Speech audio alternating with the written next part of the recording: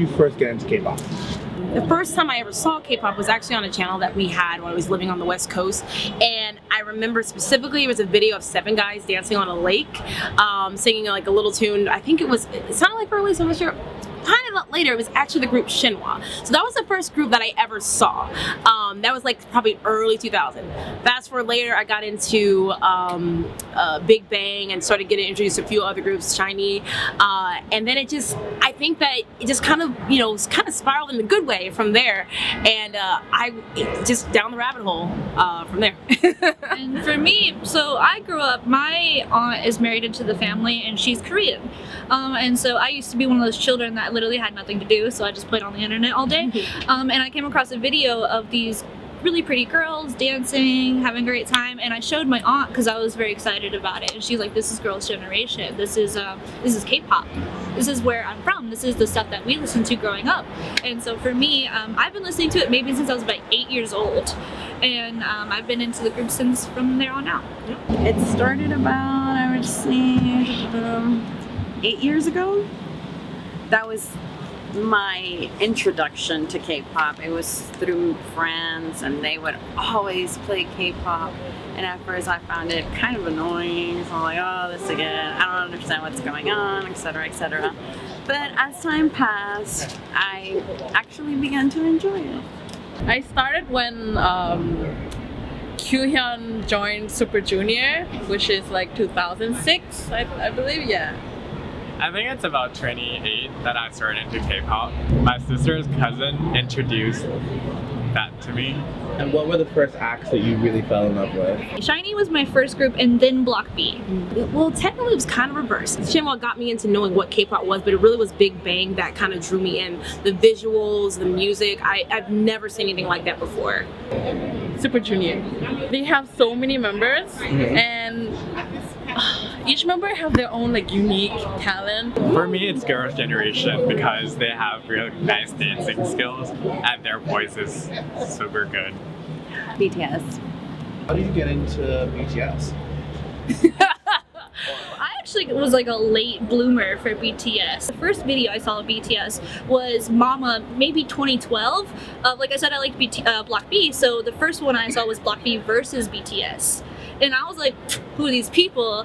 February 11th, 2014, it was the release of BTS Boy in Love. I actually remember like the exact day. It was 3 days after the Dope video came out, and it was my friend's birthday, specifically like June 26th. And so that day she was like, "Oh, do you know BTS?" And I was like, "No, who is that?" And she showed me the video, and after that she showed me Danger, Boy in Love, and all that stuff, and that was it. For me, it was my friend forced me to watch Blood, Sweat, and Tears because she was like, "This is art," and I was like, "Okay." But it was when I saw them on the Billboard Music Awards doing DNA, where I was just like, "Whoa, this is like something different," and I'm in love. Yeah. So the first one I saw was Dope, and I pretended to not like them, but I followed through DNA.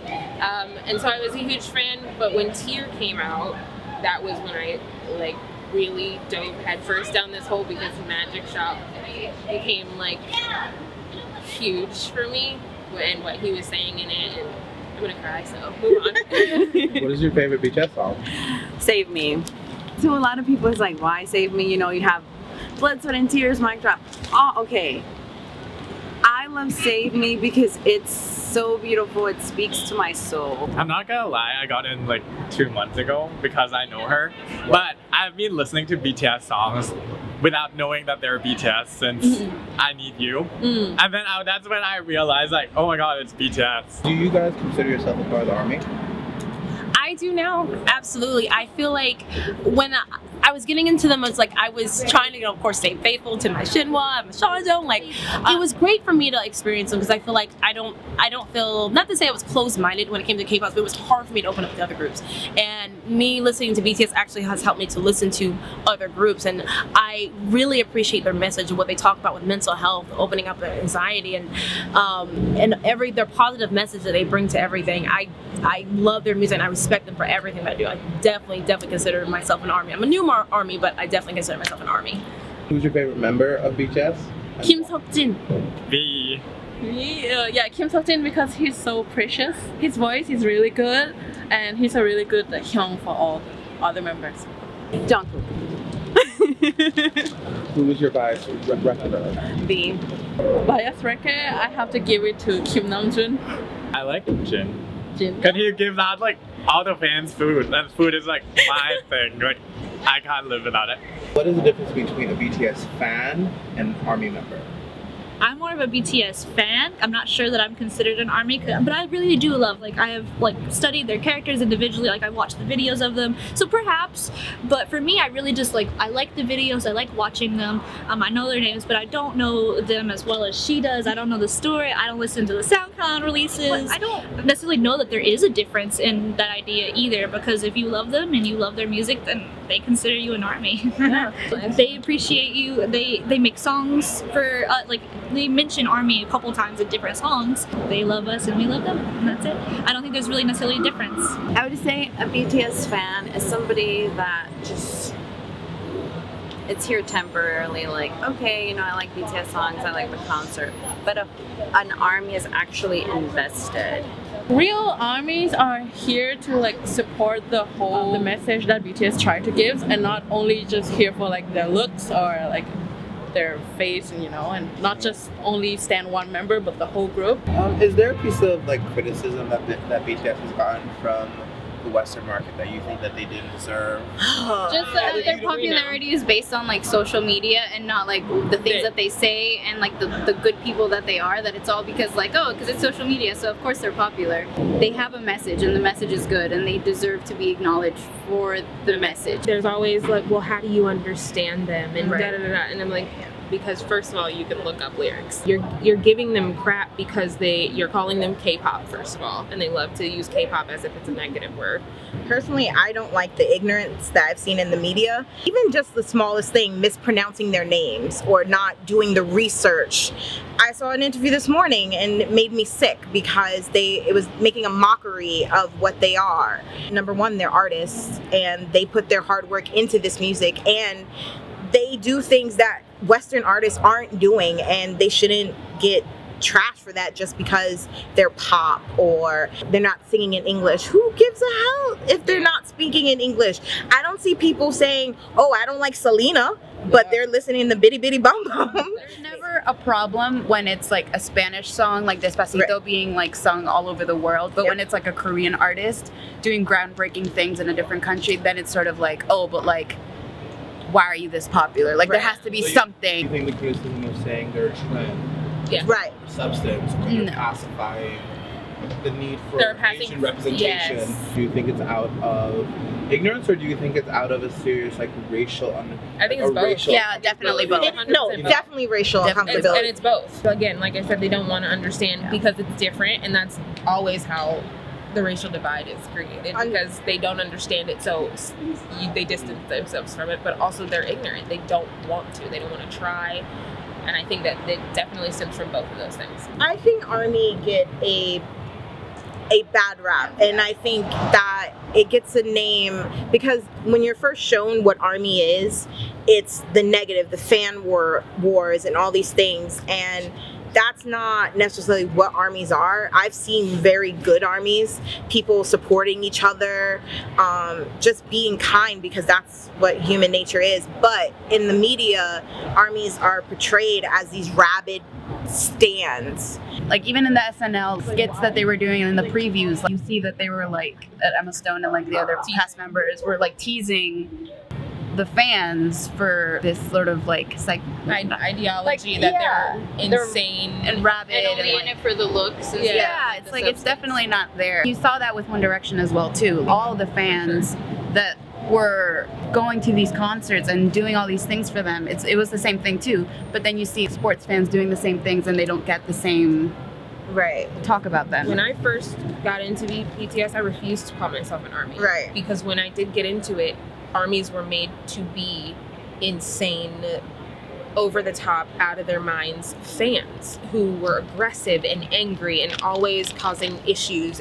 But as I got to know more ARMYs, you come to understand that yes, there are people like that, and there will always be people like that in different fandoms.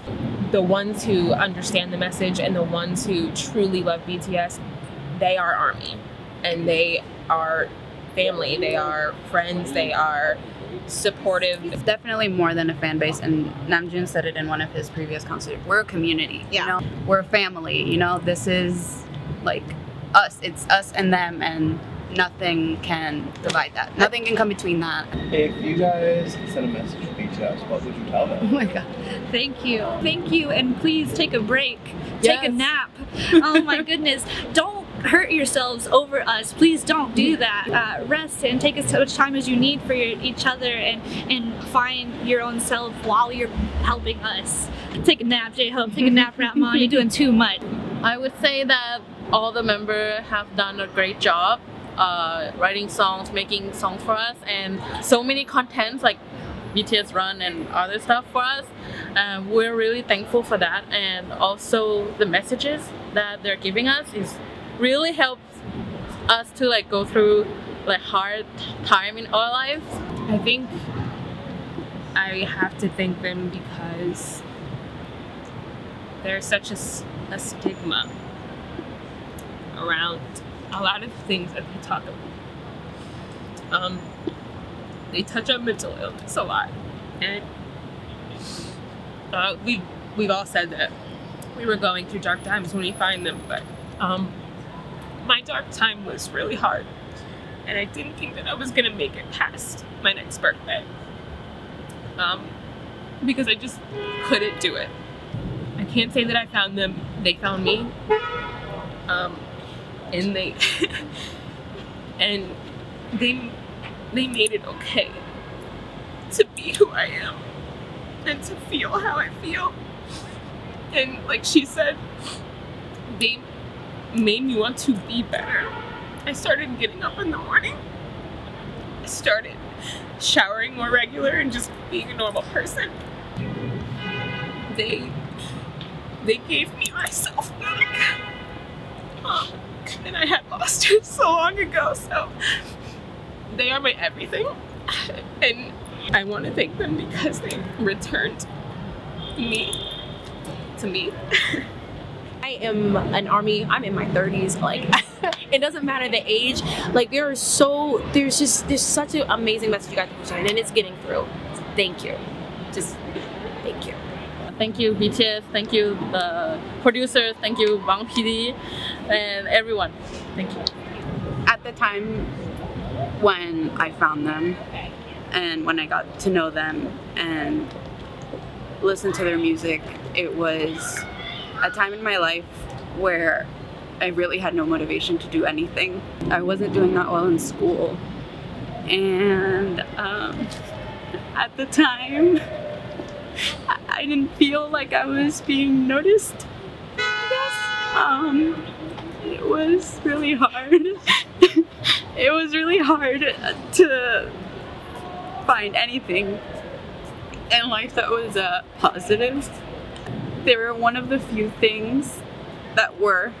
It's really a strong statement to say that they saved my life, but they did. Because there were countless times when I thought about suicide, and I was going through really rough periods of depression, and I felt like I was nothing. I didn't feel like I was being seen or heard at all, and I didn't feel like anyone was there for me. And it was through Awake, which is one of Jin Solo's in Wings, that really spoke to me.